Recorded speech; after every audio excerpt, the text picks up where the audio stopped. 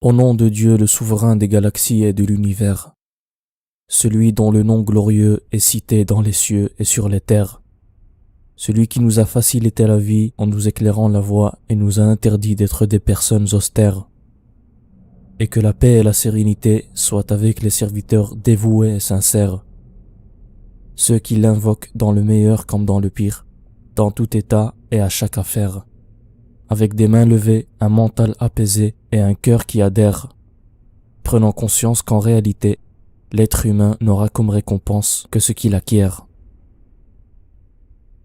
Le vécu des êtres humains est ce qu'il y a de plus passionnant dans ce monde. Sur les 7 milliards de personnes, aucun ne vit exactement la même situation que son prochain. Chaque phase de notre vie représente un stade d'évaluation personnelle qui nous pousse à nous corriger et nous développer encore plus. On a tous vécu des situations difficiles dans notre vie. Des situations où l'on se croyait noyé. Des phases dans notre vie où l'on est resté perplexe, sans savoir ni comment ni pourquoi on en est arrivé là. Ces différents moments difficiles peuvent avoir été déclenchés par X facteurs. Des fois c'est l'environnement, des fois c'est la famille, des fois la fréquentation, ou il peut même s'agir d'une reconversion. Si l'on peut se mettre d'accord pour dire que certaines de ces causes sont parfois connues et prévisibles, on ne peut pas nier que dans certains cas, la raison demeure peu connue et à laquelle on n'arrive pas forcément à trouver d'explication. Bien sûr, je ne rentre pas dans les détails quand je parle de ces situations, car je suis conscient qu'elles peuvent être infinies, complexes et dépendent forcément de chaque personne. D'aucuns nous pourront prétendre que ce qui leur arrive, c'est la souffrance ultime, qu'aucune autre personne n'a vécu auparavant. Aujourd'hui, je vais aborder un sujet qui nous touche tous sans aucune exception. D'abord, ce que je poserai comme question en premier lieu aux personnes qui m'écoutent, c'est de dire « Comment allez-vous » Généralement, et même si vous avez vécu des situations douloureuses pendant la journée, vous aurez tendance à répondre « Ça va ». La prochaine question sera alors de vous dire « Êtes-vous sûr que ça va ?» Je dis ça parce qu'on a tendance à dire que ça ne va pas lorsqu'on est soit malade physiquement, lorsque la maladie se remarque en nous, soit quand nous avons vécu quelque chose d'intense et qui se voit directement en nous. Mais qu'en est-il de la troisième situation ? Cette situation est la plus courante et tout le monde la vit quotidiennement. Et c'est celle dont nous parlons le moins, alors qu'il faut en parler régulièrement. Cette chose est directement liée à notre âme et notre cœur. Et du fait qu'elle soit ainsi, quand on saura comment faire pour l'habituer à accepter ce qui nous arrive, elle sera pour nous une clé pour surpasser les autres épreuves d'une plus grande envergure.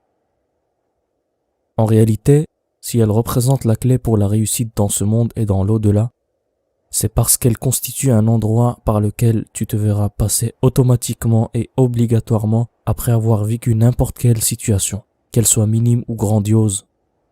Cette clé, c'est ce qu'on appelle « at-tawakkul », c'est-à-dire le fait de placer sa confiance en Allah Azza wa Jal. En réalité, at-tawakkul porte un sens étymologique qui va au-delà du sens courant qui est la confiance en Dieu.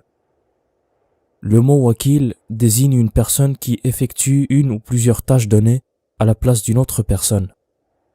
Bien sûr, il faut qu'il y ait consentement pour que cette dernière lui donne l'autorisation de le faire.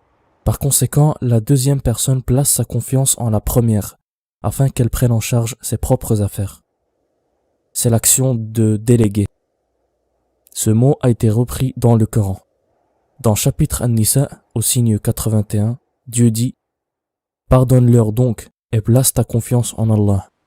Et Allah suffit comme garant, wakil. » Ici, le mot wakil a été traduit par garant, c'est-à-dire celui qui garantit quelque chose. Ici, il s'agit de la sécurité, puisque ce verset est descendu au moment où certains hypocrites de Médine prétendaient qu'ils allaient obéir au prophète sallallahu alayhi wa sallam pour sortir au combat. Mais quand ils sortirent de chez lui, ils déformèrent son propos pour que ça soit un prétexte afin de ne pas sortir au combat. Dieu a ensuite révélé au prophète de ne pas faire attention à leurs propos, qui est dans l'apparence démotivant, mais de placer sa confiance en lui, car c'est lui son garant. Il lui garantira paix et sécurité sans que mal ne lui arrive. Dans une autre traduction, c'est le mot protecteur qui fut employé pour ce verset.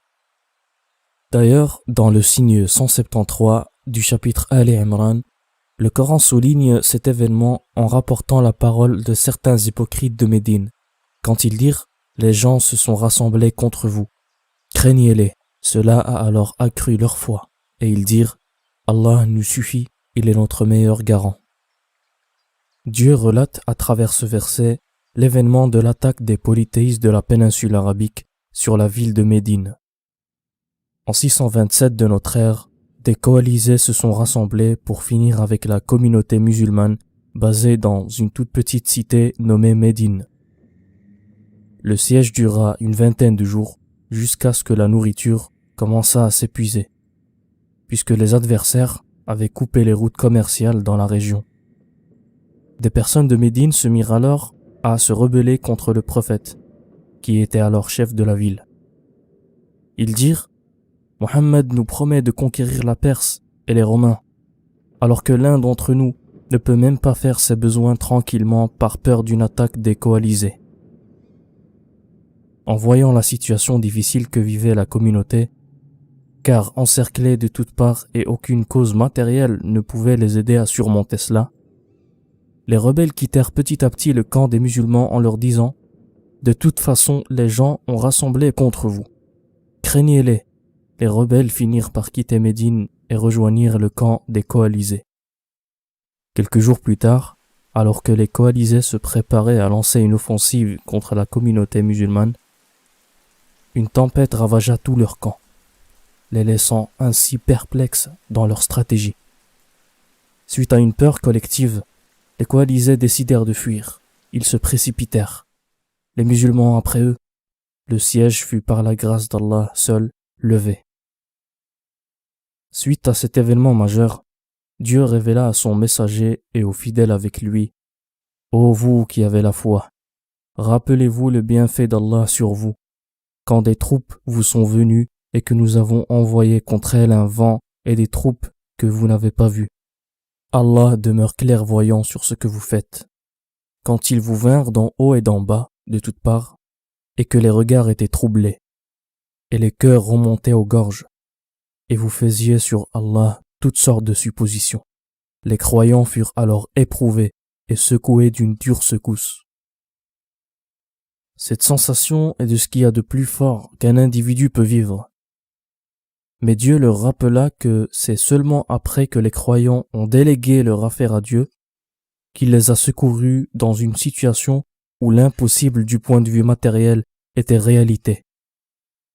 Dieu leur a rappelé qu'avec Dieu, l'impossible est surmontable. Se rappeler, c'est donc ce qu'il faut retenir quand vous vivez une situation difficile, même si dans l'apparence elle est insurmontable. Se rappeler est un moyen efficace pour soulager nos peines et nos douleurs internes. Rappelons-nous que les meilleures des créatures sur cette terre, les prophètes, ont vécu des épreuves très difficiles, et chaque fois qu'ils se réfugiaient auprès de leur Créateur, leur peine était soulagée. Le prophète Ayoub, paix sur lui, a vécu dans une maladie durant de longues années, mais par la grâce d'Allah et puis de ses invocations, il fut guéri. Dieu dit à son propos, « Et Ayoub, quand il implora son Seigneur, « Le mal m'a touché, mais toi tu es le plus miséricordieux des miséricordieux. » Nous l'exaucâmes, élevâmes le mal qu'il avait, lui rendîmes les siens et autant qu'eux avec eux, par miséricorde de notre part et en tant que rappel aux adorateurs. Et Ismaïl, Idris et Dhul-Kifl, qui étaient tous endurants, que nous fîmes entrer en notre miséricorde, car ils étaient vraiment du nombre des gens de bien. Remarquons ici que Ayoub invoquait son Seigneur. Quant à Ismaïl, Idris et Dhul-Kifl, eh bien, ils étaient tous endurants et patients. L'invocation est un outil important et essentiel qu'il ne faut pas oublier ou sous-estimer, car elle accompagne souvent le tawakkul, qui engendre à son tour la patience et l'endurance dans le cœur du croyant. Si vous avez ces outils, Dieu vous aidera certainement. Il ne faut pas avoir l'ombre d'un doute sur ceci. Dans la suite des versets, Dieu parlera d'autres prophètes et citera exactement les mêmes clés pour la réussite à chaque fois qu'un prophète sera cité. Méditons sur ces magnifiques signes du Coran. وذا النون إذ ذهب مغاضبا فظن أن لن نقدر عليه فنادى في الظلمات أن لا إله إلا أنت سبحانك إني كنت من الظالمين فاستجبنا له ونجيناه من الغم وكذلك ننجي المؤمنين وزكريا إذ نادى ربه رب لا تذرني فردا وأنت خير الوارثين فاستجبنا له ووهبنا له يحيى وأصلحنا له زوجه إنهم كانوا يسارعون في الخيرات ويدعوننا رغبا ورهبا وكانوا لنا خاشعين والتي أحصنت فرجها فنفخنا فيها من روحنا وجعلناها وابنها آية للعالمين إن هذه أمتكم أمة واحدة وأنا ربكم فاعبدون وتقطعوا أمرهم بينهم كل إلينا راجعون فمن يعمل من الصالحات وهو مؤمن فلا كفران لسعيه وإنا له كاتبون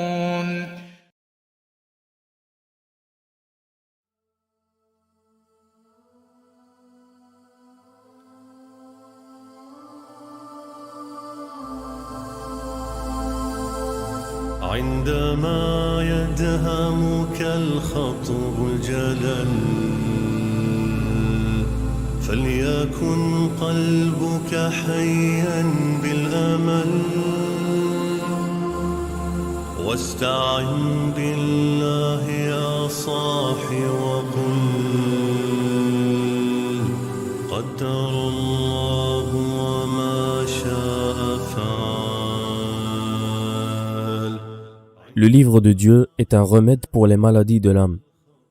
C'est pour cela qu'il faut nourrir notre cœur avec ce médicament comme on nourrit le corps. La méditation est le meilleur des moyens pour soigner nos blessures intérieures.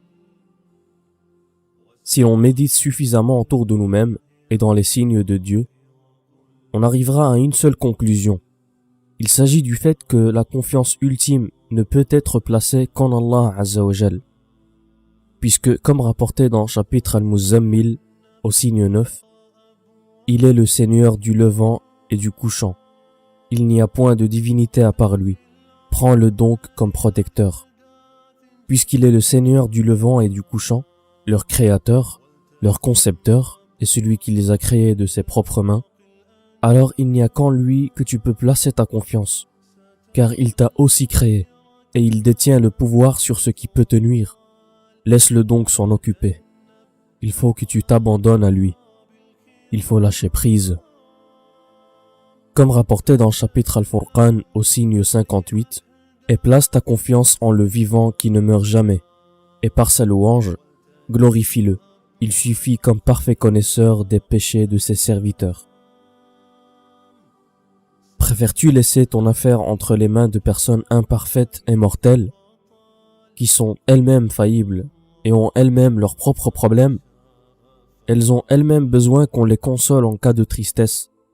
Et si un mal les touche, celui qui est capable de leur venir en aide n'est autre que le vivant, celui qui ne meurt jamais. Celui qui ne connaît pas l'impossible, car il est tout-puissant. Celui qui est miséricordieux envers ses serviteurs. Et comme rapporté dans le chapitre Les Poètes au signe 217, et place ta confiance dans le Tout-Puissant, le très miséricordieux. Tes secrets, il n'y a aucun être humain qui peut les connaître et donc les comprendre. Mais s'il y a un être qui connaît le fond de tes pensées, c'est l'architecte de cet univers. Car c'est lui qui connaît l'invisible de tout ce qu'il y a dans cet univers. Il te dit dans chapitre Hud au signe 123, « À Allah appartient l'inconnaissable des cieux et de la terre, et c'est à lui que revient l'ordre tout entier. Adore-le donc et place ta confiance en lui. Ton Seigneur n'est pas inattentif à ce que vous faites. » C'est lui et seulement lui qui peut te comprendre plus que tu ne l'imagines. Doutes-tu alors de son omnipotence et de son omniscience? Vois tes épreuves comme un moyen pour développer ta personnalité et surtout la connaître. Car comme disait Frédéric Amiel, un homme ne se connaît qu'à l'épreuve, qui n'a jamais souffert se connaît peu. L'éducation de l'âme passe inévitablement par les épreuves. Et puisque nous sommes dans le monde du devenir, les événements ne cessent d'évoluer au fur et à mesure que les épreuves purifient ton âme, pour qu'en fin de compte, tu puisses découvrir la réelle personne que tu es. Multiplie les invocations, car par celui qui détient mon âme entre ses mains, elle est l'arme ultime pour contrer les blessures du cœur et du nefs. On sous-estime souvent la force de l'invocation, puisque par nature, l'homme a été créé prompt dans sa nature. Il voudrait avoir tout ce qu'il désire tout de suite, dans l'immédiat. Par son ignorance, qui est un de ses signes de faiblesse, il ignore pourtant tant de choses sur son Seigneur. S'il l'invoque et qu'il n'obtient pas une réponse dans les plus brefs délais, il jette aussitôt l'éponge et désespère de la miséricorde divine. Comment tu peux désespérer alors qu'il t'a créé, façonné en te dotant d'une raison et d'un libre arbitre? Il t'a spécifié parmi toutes les autres espèces pour te faire don d'une conscience afin que tu réfléchisses, que tu médites et essayes d'avancer de l'avant. Ne l'utilise donc pas pour reculer et baisser les bras, car ce n'est clairement pas Allah ni son prophète, ni même ta propre personne qui te dit de faire cela, mais c'est le camp du mensonge. C'est ton ennemi qui est le diable et ses alliés. Or, rappelle-toi que ton Créateur te dit, dans chapitre An-Nisa, au signe 76, « Certes, la ruse du diable est faible. Et si tu penses qu'il est loin de toi, puisque tu te sens seul, au point que ça devienne un vrai mystère, alors sache que ton jugement est fait de manière totalement arbitraire. Pense à un cercle dont les extrémités sont lointaines l'une de l'autre, mais qu'il est en fin de compte circulaire. Tu te rappelleras alors que celui dont tu doutes de sa présence est même plus proche de ta personne que la veine jugulaire.